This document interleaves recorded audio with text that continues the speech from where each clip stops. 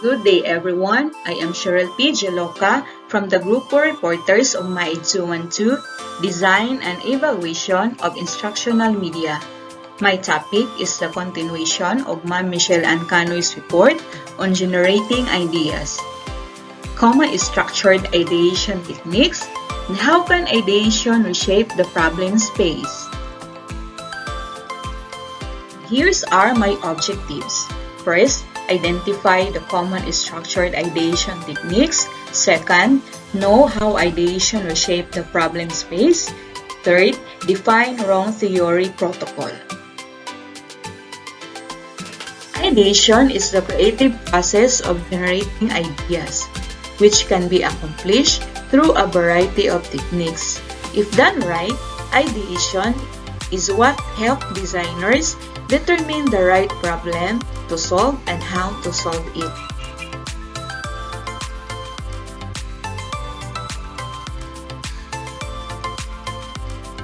Are the common structure of ideation techniques? First, we have Scamper.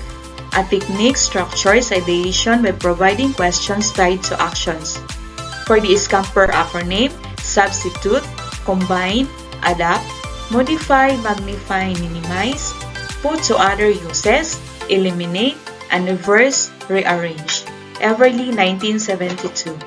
For the outcomes, Scamper may result in more high-quality novel ideas. Moreno, Yang et al. 2014. Used in instructional design. It is commonly used with elementary students. It is a particularly promising technique for making incremental changes to typical instructional settings, where major changes may be viewed as threatening or problematic. Next is the design heuristics. This is a well-studied set of 77 strategy cards, such as add levels, adjust functions for specific users, repeat, compartmentalize, contextualize, build user community, change flexibility, scale up or down, and incorporate environment for designers to use as inspiration as to generate ideas.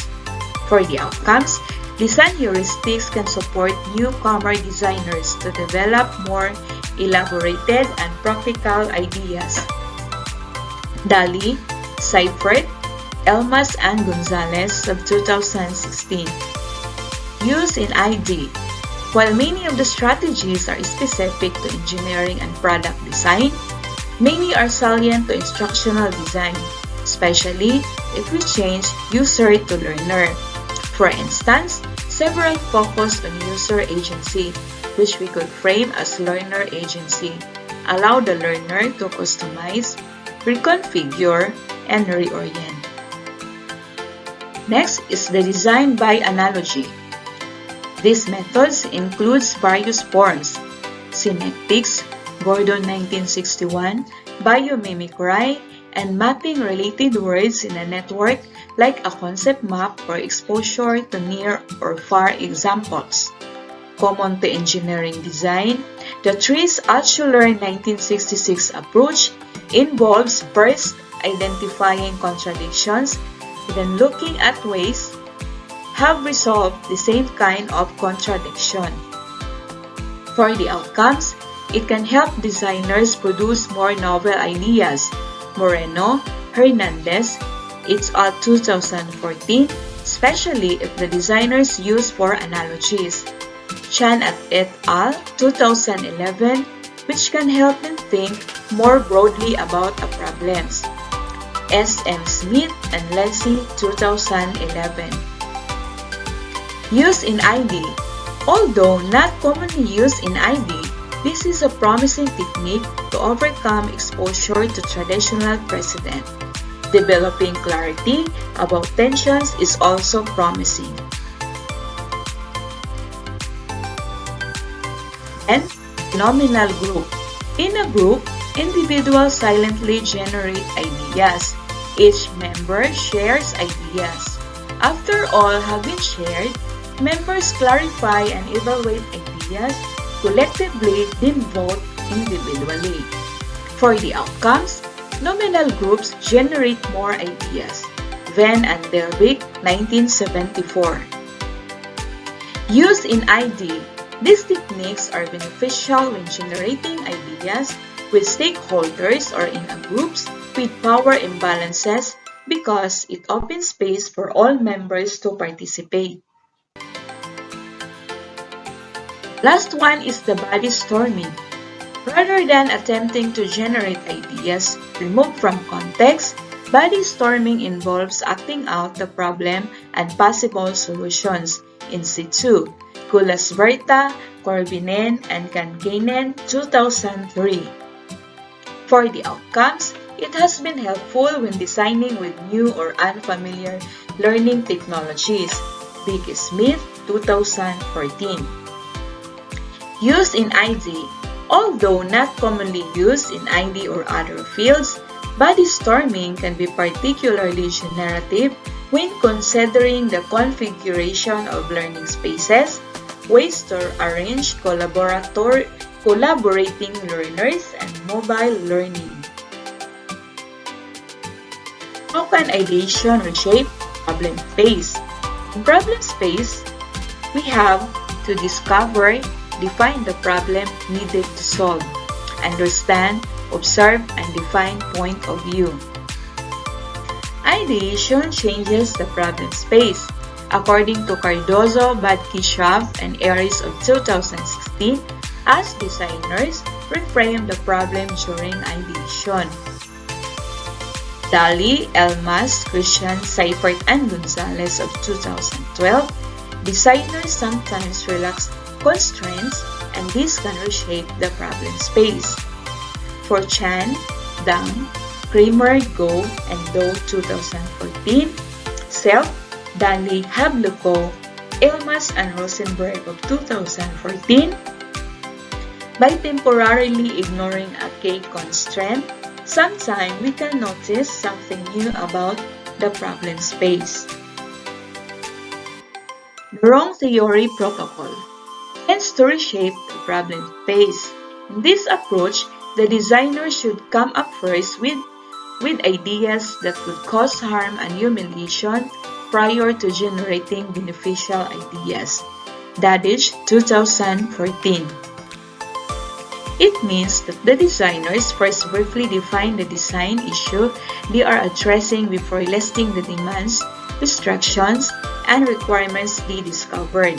Then, in order to generate good ideas, you are instructed to create the worst design imaginable, one that disregards demands and breaks limitations.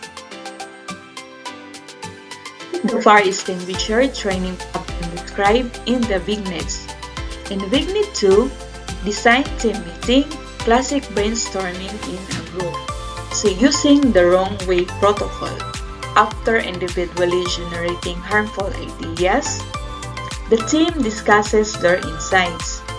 Ellie, think my worst idea was locking the learner in a room with a small fire burning and a sort of Rube Goldberg's fire extinguisher with terribly complex instructions. They first can't get started, and once set in motion, the extinguisher has too many steps to get through and the fire grows and grows. Noel, wow, that's terrible. Mine was giving them a depleted extinguisher with no instructions and putting them on one of those weird game shows where if they can't make the extinguisher go, they have to eat spiders. Marley, ew, you both had much worse ideas than me. I think mine was just lazy. I said just give them no instructions and wait for a fire. Then, put up a list in the hall of those who mess up. Ellie, your wrong design makes me think of how, in some of our units, it could go really wrong if someone who got basic training used the wrong kind of extinguisher. Some of our labs have 2 or 3 kinds for different situations. Noel, you know, at first, I thought we just need to make sure everyone knows how to use a basic model. But now, I wonder if that could actually lead to accidents. If we tackle this just a compliance problem, we could make worse.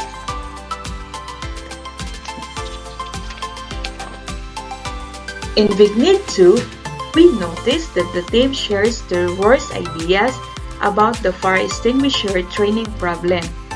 So using the wrong way protocol, from their harmful insights, they generate ideas on how to solve the problem. Ideation is a valuable skill that can be applied to any problem. Early storyboards, low-fidelity prototypes, and use cases frequently highlight issues that can be resolved through ideation. Even when problems arise during pilot deployment, having ideation skills on hand can help prevent disaster. And that would be all about my report. Thank you so much for watching. This is the reference of my report.